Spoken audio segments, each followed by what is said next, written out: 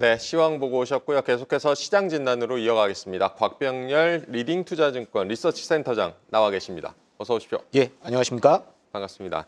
센터장님, 오늘 우리 시장 같은 경우는 조정 조금 나오고 있지만 코스피 지난주 상승률도 보니까 2.45%. 올해 들어서 전반적으로 이제 분위기는 나쁘진 않고요. 이번 주 시장 어떻게 보십니까?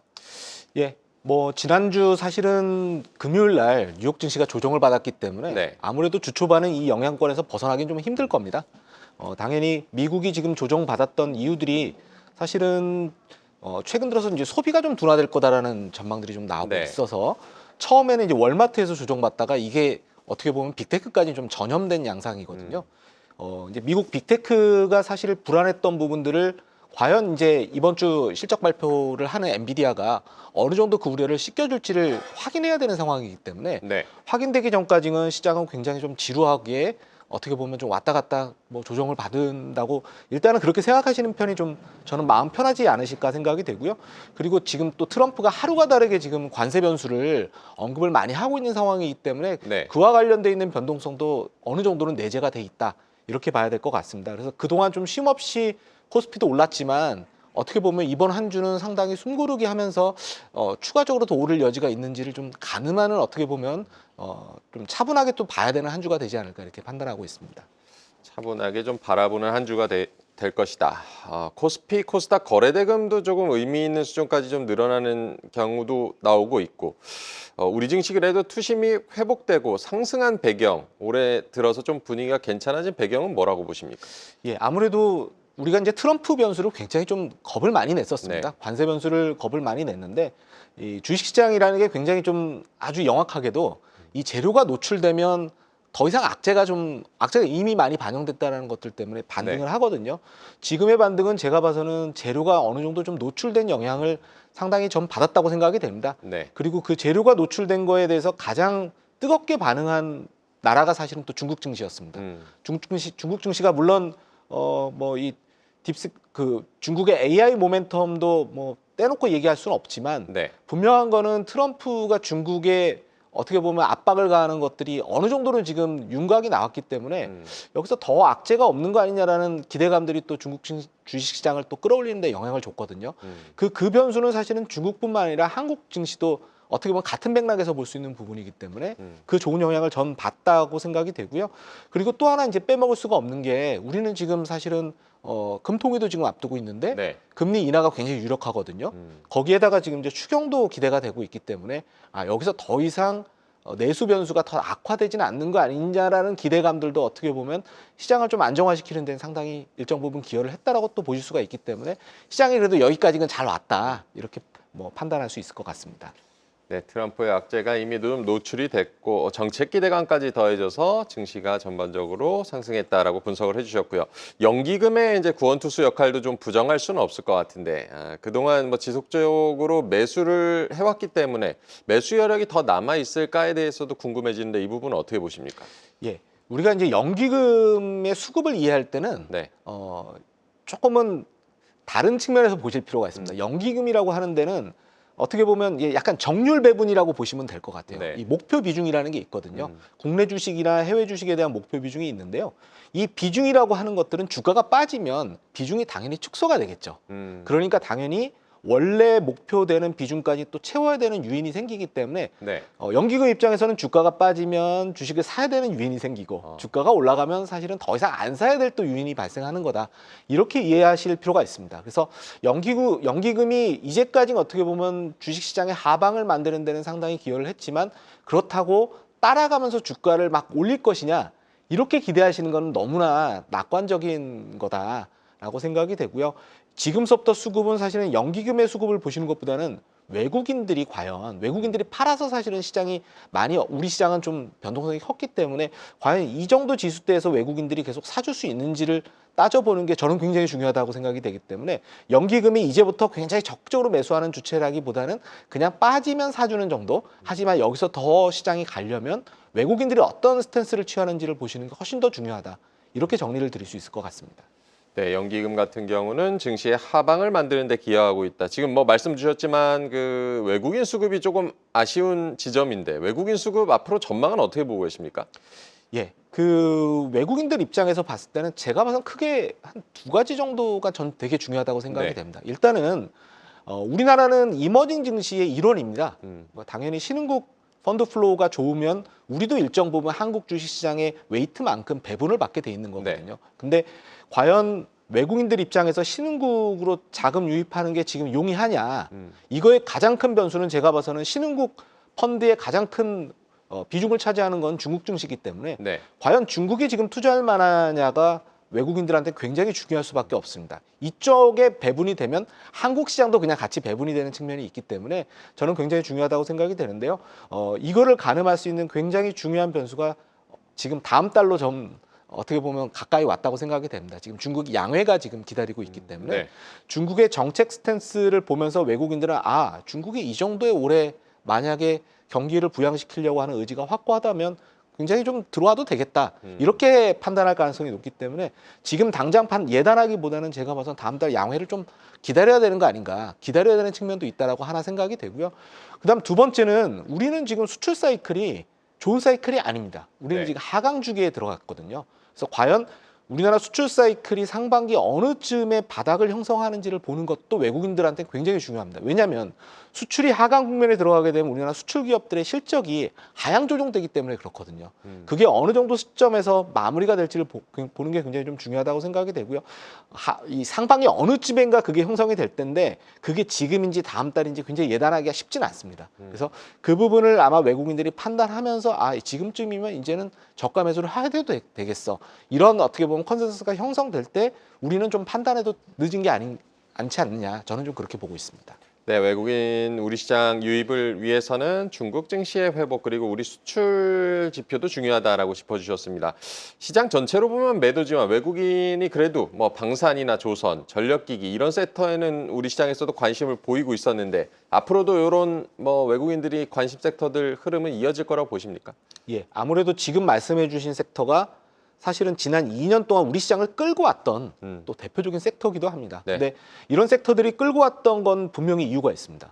우리 내부적으로 뭔가 뭐 모멘텀이 있다기보다는 사실 전 세계적으로 보자면 아시다시피 지난 뭐 한 2년 동안은 전 세계적인 국제 분쟁이 많았기 때문에 네. 이와 관련돼서 국방을 좀 더 강화시키려고 하는 흐름들이 글로벌한 변수였거든요. 그래서 그 변수가 굉장히 좀 우호적으로 좀 작용했던 측면이 있다라고 생각이 되고요. 근데 네. 제가 봐서는 만약에 지금 그 러시아랑 우크라이나 전쟁도 그렇고 지금 중동 전쟁도 그렇고 이게 마무리가 된다 해도 대부분의 국가들은 이제 국방력을 강화하는 쪽으로 정책 스탠스를 가고 있기 때문에 저는 이 변수는 크게 바뀌지는 않을 것 같습니다. 그래서 외국인들 입장에서 봤을 때 방산을 강화시키려고 하는 유인들은 굉장히 좀 있을 수 있는 어떤 섹터다.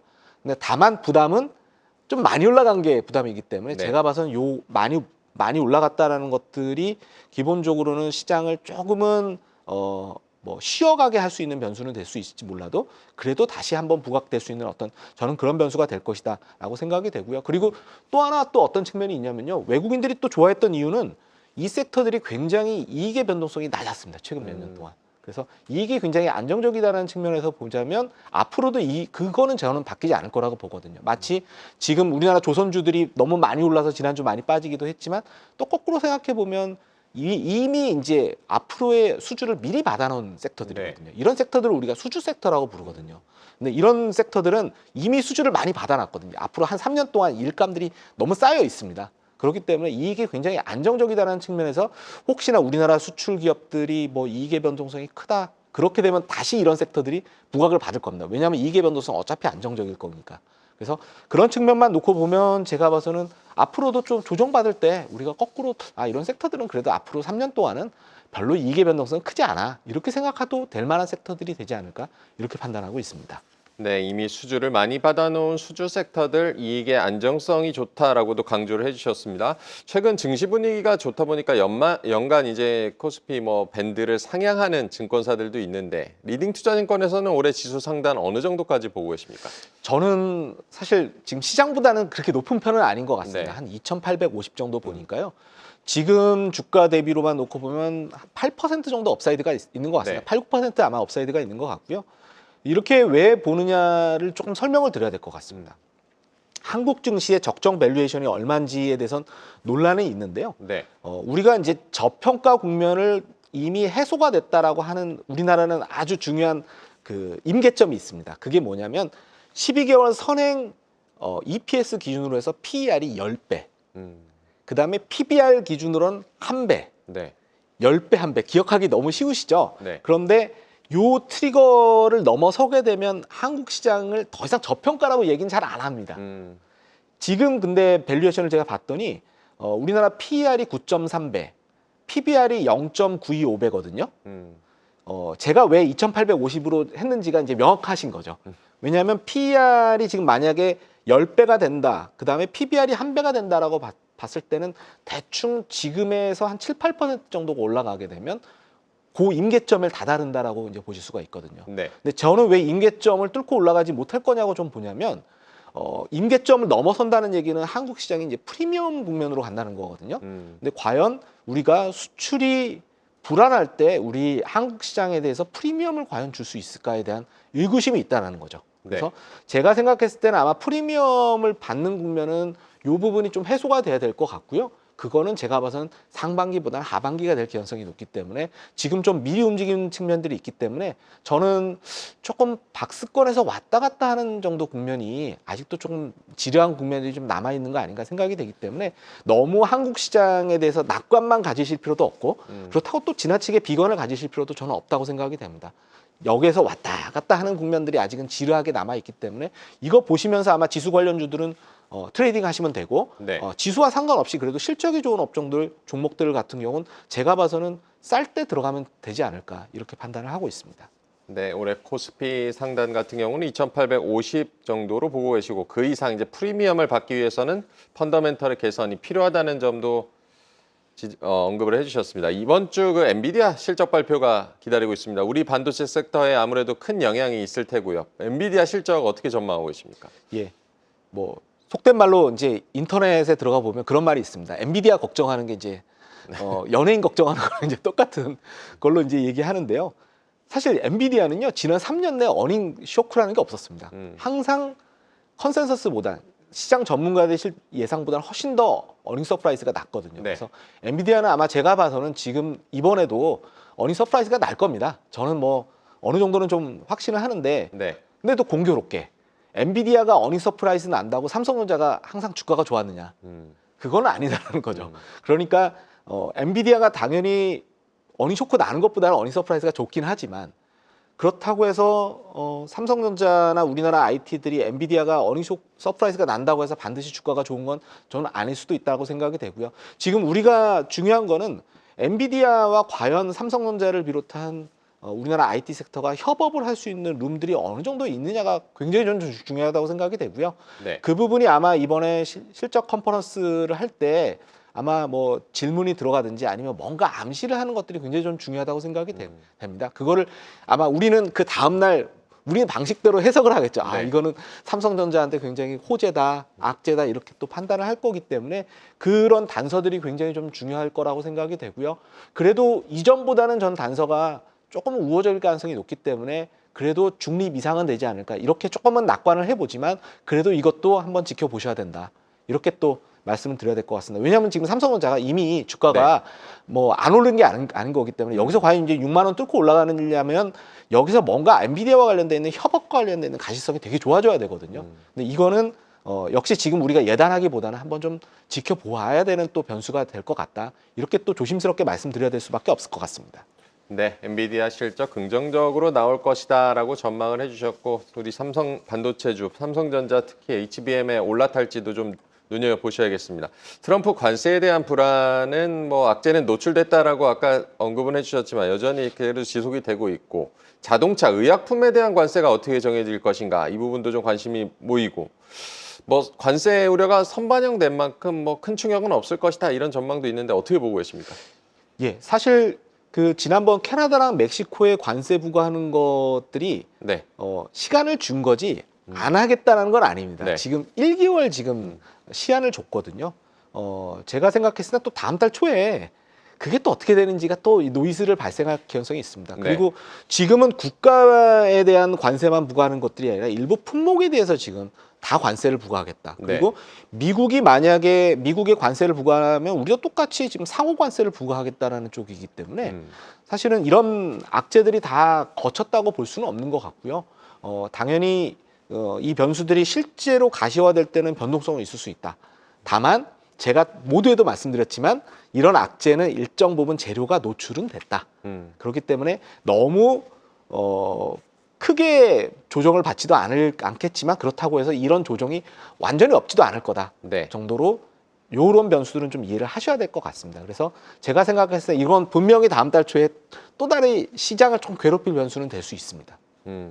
관세 악재 재료가 노출이 됐지만 발효에 대한 좀 리스크는 좀 감안을 하셔야겠습니다. 지난주부터 한알령 해제에 대한 기대감으로 이제 중국 관련주 특히 뭐 엔터주가 좀 주목을 받았습니다. 뭐 대중국 관련주에 관심을 가져보라라는 조언들도 나오는데 중국 관련주도 어떻게 보고 계십니까? 예, 사실 한한령과 관련돼서는 이미 중국이 이제 뭐 입국 비자 같은 경우 지금 무비자로 한다든지 이미 이제 뭔가 조금 훈풍이 불려고 하는 것들은 사실은 있었는데 이게 조금 뒤늦게 반영되는 양상이었다라고 저는 또 생각을 하고요. 다만 그렇다고 해서 중국의 아주 고위 관계자들이 한한령을 해제했다는 말을 한 적도 없습니다. 네. 이거는 사실 어떻게 보면은 정책이 조금 유연해지는 거를 우리가 또 나름대로 그렇게 해석한 측면이 있거든요.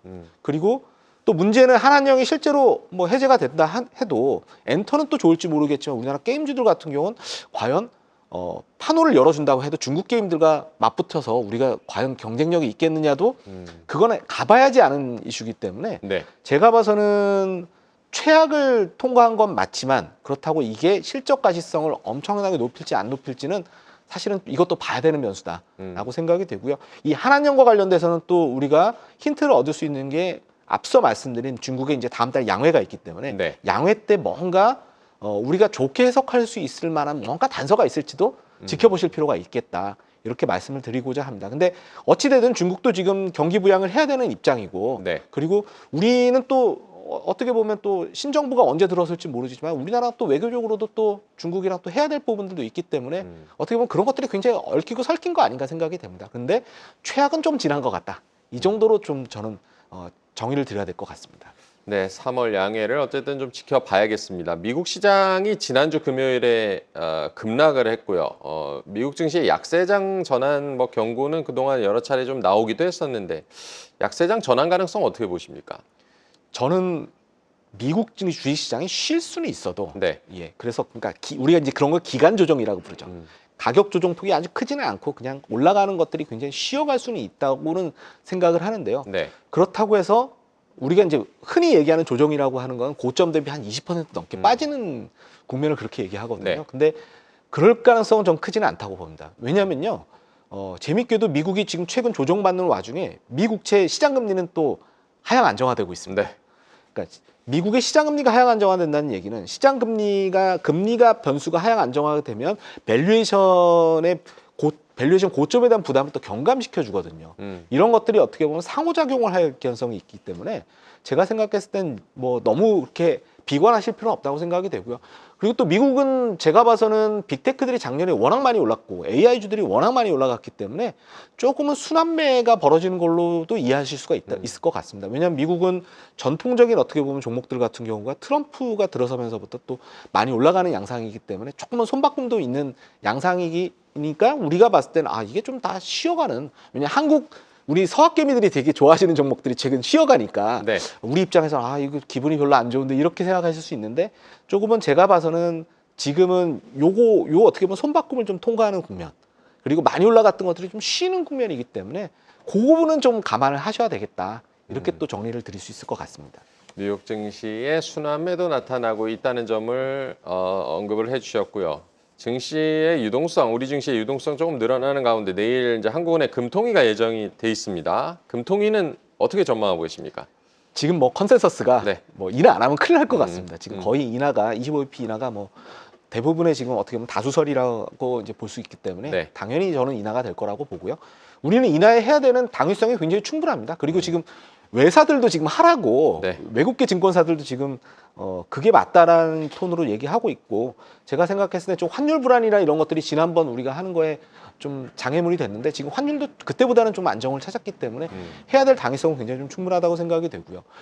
특히나 지금 이제 우리는 추경을 앞두고 있기 때문에 추경을 잘 하려면 기본적으로는 만약에 이제 우리가 적자 부채를 발행하거나 이제 그렇게 돼야 된다면 금리가 안정화돼야지 추경을 하는 비용도 또 우리가 어떻게 보면 절약을 해줄 수 있는 부분이기 때문에 네. 시장을 안정화시키는 금리를 안정화시키는 요인이 우리는 굉장히 강하고 지금 내수 부양에 대한 어떻게 보면 필요성이 너무 크기 때문에 당연히 해야 되는 거 아닌가. 이 부분은 주식시장에도 아마 굉장히 좋은 변수가 되지 않을까 이렇게 기대하고 있습니다. 네, 경기 부양과 추경을 위해서 내일 한국은행 금통위가 금리를 내릴 수 있다. 이 부분이 우리 시장에도 좀 긍정적으로 작용할 것이다라고 언급을 해주셨습니다. 앞으로 이제 단기적으로 좀 주목할 섹터, 또 중장기 유망 섹터, 투자 전략까지 조언을 해주실까요? 예, 제가 그림 하나 준비했는데 이게 네. 그림이 준비될지 모르겠습니다. 이 한번 그림 한번 봐주시면요. 제가 지금 사실 가장 주목하는 변수는 미국이 과거에 실제 무역 전쟁을 실제로 실행했던 이후에도 굉장히 좋은 어떻게 보면 성과를 거뒀던 섹터들. 지금 보시는 네. 섹터들이 박스에 있는 섹터들이 그렇거든요.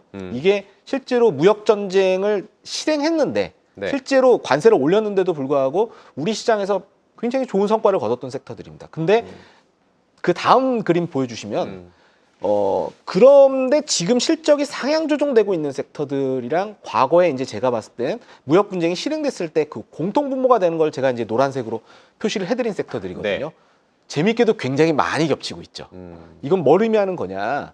제가 봐서는 향후에 무역 분쟁이 실행되고 되는에도 실적이 그닥 영향이 안 받는 섹터들이 지금은 그래도 우리가 가져가야 될 만한 섹터들이다. 이렇게 말씀드릴 수 있을 것 같고 조금 경기 방어주들이 많이 위치하고 있고요. 그다음에 재밌는 건 지금 최근 성과가 좋은 미디어라든지 소프트웨어 업종들도 여기 들어가 있습니다. 네. 그래서 미디어 소프트웨어 같은 경우도 지금 뭐 우리가 충분히 접근하실 수 있는 sek터가 될 것 같고요. 그리고 뭐 방산 섹터라든지 조선 섹터 같은 경우도 여기 들어가 있고, 그 다음에 일부 이제 소비재들도 들어가 있으니까 한번 그러니까 일부 내수주들이 들어가 있는 거죠. 네. 한번 이런 업종들 관심 가져보시는 것도 대안이 되지 않을까 이렇게 제안을 좀 드려보겠습니다. 네, 앞으로 무역 전쟁이 본격화되더라도 실적 영향이 크지 않은 섹터들을 좀 주목해보자라고 조언을 해주셨습니다. 오늘 곽병렬 리딩투자증권 리서치 센터장과 얘기 나눠봤습니다. 고맙습니다. 감사합니다. 계속해서 다양한 경제 이슈를 알고 싶다면 구독과 좋아요, 알림 설정 부탁드립니다. AI 캐스터 권미정이었습니다.